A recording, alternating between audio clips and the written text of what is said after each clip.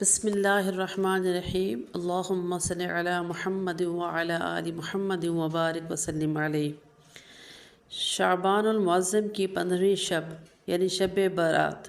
پہلے تو ہم اس کا نام صحیح کریں، شب برات نہیں ہے بلکہ شب برات عربی کا لفظ ہے جس کا معنی ہے وہ رات جس میں مخلوق کو گناہوں سے بری کر دیا جاتا ہے۔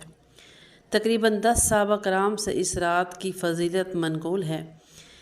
حضرت امی عائشہ رضی اللہ تعالیٰ عنہ فرماتی ہیں کہ شعبان کی 15ویں شب کو میں نے نبی کریم صلی اللہ علیہ وآلہ وسلم کو اپنی آرام گاہ پر موجود نہ پایا تو تلاش میں نکلی، دیکھا کہ آپ جنت البقیع کے قبرستان میں ہیں۔ پھر مجھ سے فرمایا کہ آج شعبان کی 15ویں رات ہے، اس رات میں اللہ تعالیٰ آسمان دنیا پر نزول فرماتے ہیں اور قبیلہ بنی کلب کی بکریوں کے بالوں کی تعداد سے بھی زیادہ گناہگاروں کی بخشش فرماتا ہے۔ دوسری حدیث میں آیا ہے کہ اس رات میں اس سال پیدا ہونے والے ہر بچے کا نام لکھ دیا جاتا ہے۔ اس رات میں اس سال مرنے والے ہر آدمی کا نام بھی لکھ دیا جاتا ہے۔ اس رات میں تمہارے اعمال اٹھائے جاتے ہیں اور تمہارا رزق اتارا جاتا ہے۔ اور نبی اکرم صلی اللہ علیہ وآلہ وسلم نے اس دن کا روزہ رکھا اور امت کو بھی روزے رکھنے کی ترغیب فرمائی۔ ان احادیث مبارکہ کی روشنی میں ہر مسلمان کو اس رات کی قدر کرنی چاہیے اور انفرادی عبادت کا اہتمام کرنا چاہیے۔ دوسرا یہ کہ اللہ تعالیٰ اپنے بندوں سے محبت کرتے ہیں اور اس رات میں اللہ تعالیٰ کی طرف سے اپنے بندوں کے لیے مغفرت کا اعلان ہوتا ہے، اسی وجہ سے اللہ تعالیٰ کو یہ رات بہت محبوب ہے۔ ایک روایت میں ہے کہ اس رات میں تمام مخلوق کی مغفرت کر دی جاتی ہے سوائے 7 اشخاص کے۔ وہ یہ ہیں: نمبر 1 مشرک، نمبر 2 والدین کا نافرمان، نمبر 3 کینہ پرور، نمبر 4 شرابی، نمبر 5 قاتل، نمبر 6 شلوار کو ٹخنوں سے نیچے لٹکانے والا اور نمبر 7 چغل خور۔ 7 افراد کی ان عظیم رات میں بھی مغفرت نہیں ہوتی جب تک کہ وہ اپنے ان جرائم سے توبہ نہ کر لیں۔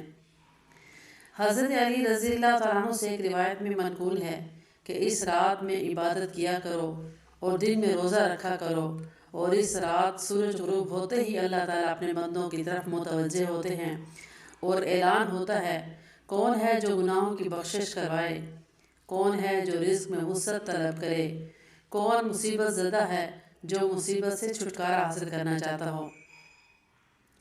ان احادیث کریمہ اور صحابہ کرام رضوان اللہ علیہم اجمعین اور بزرگان دین کے عمل سے اس رات میں 3 کام کرنا ثابت ہے۔ نمبر 1 قبرستان جا کر مردوں کے لیے ایصال ثواب و مغفرت کی دعا کی جائے، لیکن یاد رہے کہ قبرستان میں ہمارے دین میں عورتوں کو جانے کی ممانعت ہے، اور یہ کہ نبی اکرم صلی اللہ علیہ وآلہ وسلم نے ساری حیات مبارکہ میں صرف ایک مرتبہ شب برات میں جنت البقیع جانا ثابت ہے۔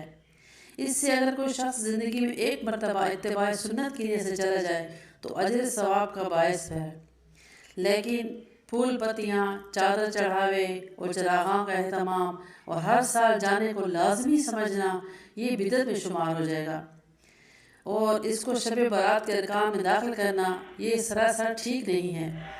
جو چیز نبی کریم صلی اللہ علیہ وسلم سے جس درجے میں ثابت ہے اس کو اسی درجے میں رکھنا چاہیے، اسی کا نام اتباع رسول صلی اللہ علیہ وسلم اور دین ہے۔ نمبر 2 اس رات میں نوافل، تلاوت، ذکر و اذکار کا اہتمام کرنا۔ اس بارے میں یہ واضح ہے کہ نفل ایک ایسی عبادت ہے جس میں تنہائی مطلوب ہے، یہ خلوت کی عبادت ہے، اس کے ذریعے انسان اللہ تعالیٰ کا قرب حاصل کرتا ہے، لہٰذا نوافل وغیرہ تنہائی میں اپنے گھر میں ادا کر کے اس موقع کو غنیمت جانیں۔ نوافل کی جماعت اور مخصوص طریقہ اپنانا درست نہیں۔ یہ فضیلت والی راتیں شور و شغب، میلے، اجتماع منعقد کرنے کی راتیں نہیں ہیں، بلکہ گوشہ نشینی میں بیٹھ کر اللہ تعالیٰ سے تعلقات استوار کرنے کی قیمتی لمحات ہیں، ان کو ضائع ہونے سے بچائیں۔ نمبر 3 دن میں روزہ رکھنا بھی مستحب عمل ہے۔ ایک تو اس بارے میں حضرت علی رضی اللہ تعالیٰ عنہ کی روایت ہے، اور دوسرا یہ کہ نبی کریم صلی اللہ علیہ وآلہ وسلم ہر ماہ ایام 20 یعنی 13، 14، 15 چاند کی ان تاریخوں کو روزے کا اہتمام فرماتے تھے۔ لہٰذا اس نیت سے روزہ رکھا جائے تو مجھے اجر و ثواب ہوگا۔ باقی اس رات میں پٹاخے بجانا، آتش بازی کرنا اور حلوے کی رسم کرنا یہ سب بدعات ہیں۔